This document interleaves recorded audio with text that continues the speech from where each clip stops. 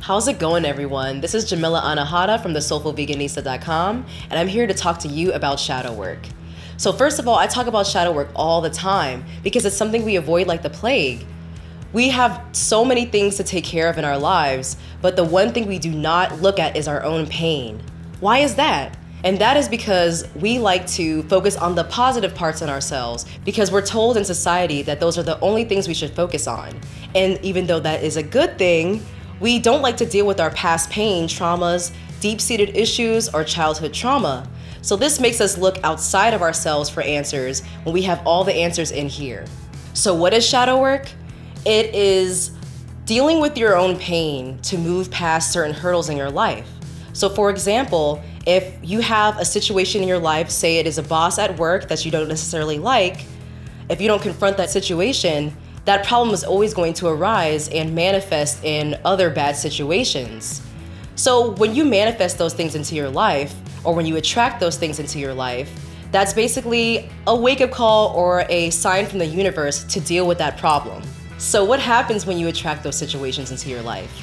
You see that situation and you take it as a lesson rather than a burden. So whatever it may be, it is best to try to find the lesson in it, deal with it, and move on. So if you had a childhood issue that arises itself in adulthood, don't be scared of it, deal with it. It might be painful in the moment, but it is totally okay and it's gonna be great in the future. There's nothing better than having a clear mind and not dealing with past issues that are gonna pop up in the future. So just a few things to perform shadow work are to write down your own triggers and know that it's okay to feel the way you do. So I would crack open a journal, write down something that has bothered you in the moment, and read it over just so you understand where you are mentally. This is kind of like recording how you feel that's coming from your subconscious mind. Probably even do free writing. If you're feeling like shit in the moment, that'll help you understand why. Number 2 is confronting something in the moment that has triggered you. You know, if somebody has pissed you off in the supermarket or wherever you may be, it really hurts and you don't know what to do about it. And that's totally okay. So what you can do is be present at the moment. Probably close your eyes, do some deep breaths, and sit on that pain. It might feel really shitty, but at the same time though, it's gonna go right away. I swear it won't last for more than 10 minutes. And once you do that, you'll never think about that problem ever again, and I promise you. Number 3 is to relate certain issues back to your childhood. Our childhood traumas literally manifest themselves in our adulthood. So most of the time, we don't even deal with what happened to us in our past. They spring up upon us through those situations we've manifested or attracted into our lives. Pay attention to those situations, understand that trauma, see where it came from in your childhood, and deal with it in the moment. Something that has always bothered me from my childhood was my hair. A lot of people tried to make me feel terrible about my hair texture as a child, and that definitely resulted in me getting a perm in my middle school years. Now I rock my locks and I do not care what anyone has to say about it, okay? And number 4 is to confront anyone who has pained you in the past, present, or possibly even the future. If you see that somebody has disrespected you or said anything that bothered you or made you feel a little bit weird, it's best to say something in the moment. It's best to do that in the present moment so this person does not have any excuse to do that again. And if you tell them, they can't even be mad at you for it. If you're being honest, I'm sure they'll appreciate it, and if not, they shouldn't be in your life anyway. Something that I like to do in my daily routine is to meditate and ask my guides, ancestors, and angels what's bothering me in the moment. I'm also a writer, so writing blog posts about this, writing to other people about this work really does help me out. So the best thing you can also do is to be holistically healthy. Doing shadow work means nothing if you're not gonna also deal with your lifestyle choices. If you're unhealthy mentally, spiritually, and physically, how are you gonna wanna deal with your past pain? So definitely eat well, preferably a whole foods plant-based diet, meditate on the regular and check in with your guides and ancestors, and make sure that you're always present and mindful of how you're feeling in the moment, present of your thoughts, present of how you feel about other people, and cognizant of who you share your space around. And I promise you, shadow work is gonna be a cinch. Going further into the company that we keep, Certain people make us feel weird, especially if you're an introvert or an empath like me.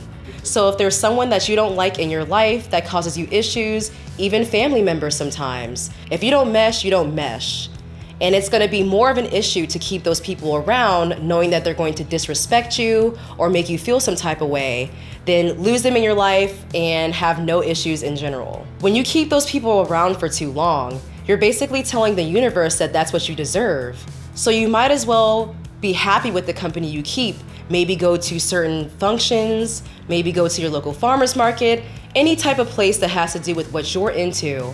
If they're on the same wavelength as you, try to be friends. Why not? You have no excuse to be around people you don't like, that'll make you feel weird, that'll drain you of your energy, and that will make you have further shadow work sessions in the future, am I right?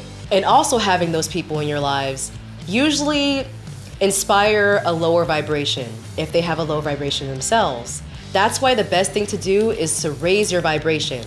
Certain examples include keeping around healing crystals and stones because they have a certain frequency that if you're matching it, they'll make you feel even higher and higher. Also, as I said before, eating healthy and exercising. You can't have an excuse to feel like crap if you're always feeling good physically. Also, meditating. If you're in touch with your higher self, then you're always gonna be feeling great.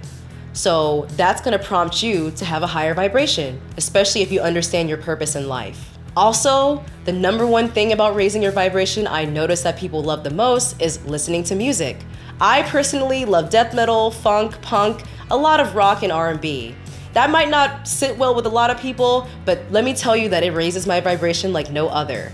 If you're into classical music, country, whatever it is, play that in the background of most things that you do and watch yourself feel great in the moment.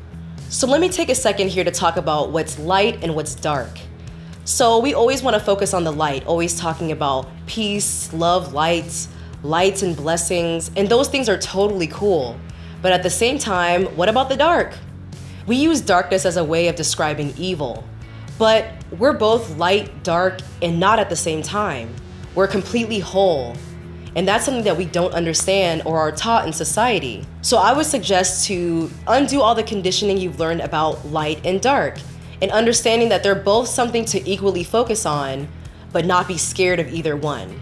Because the light can be bad and the dark can be bad. But if you only focus on one of those things, something's gonna be lacking here. So definitely treat your darkness like your light, because we all have a dark side, and that's nothing to be ashamed of. For example, I basically display my dark side all the time. I've always been the witchy type. I love dark colors, once again I love death metal, and people did try to shame me for that in the past.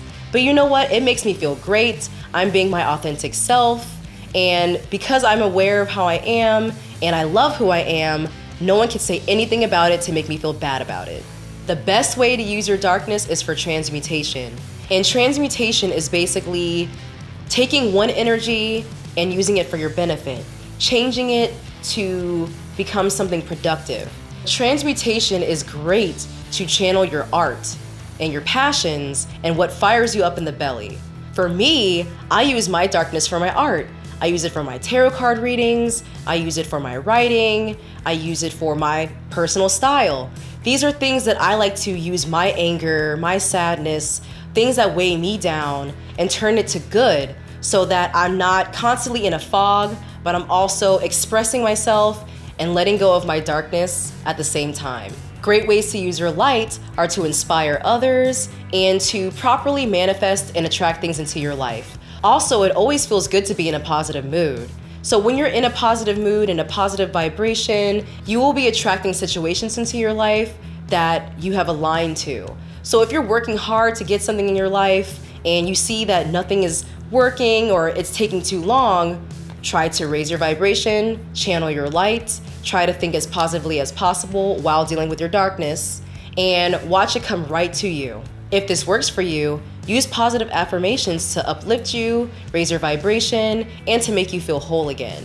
Some affirmations I like to use in my meditation and shadow work sessions are, my life is more important than my experiences, and I'm fearless and trust the universe. So I suggest you try those out yourself, and I swear you'll feel much better.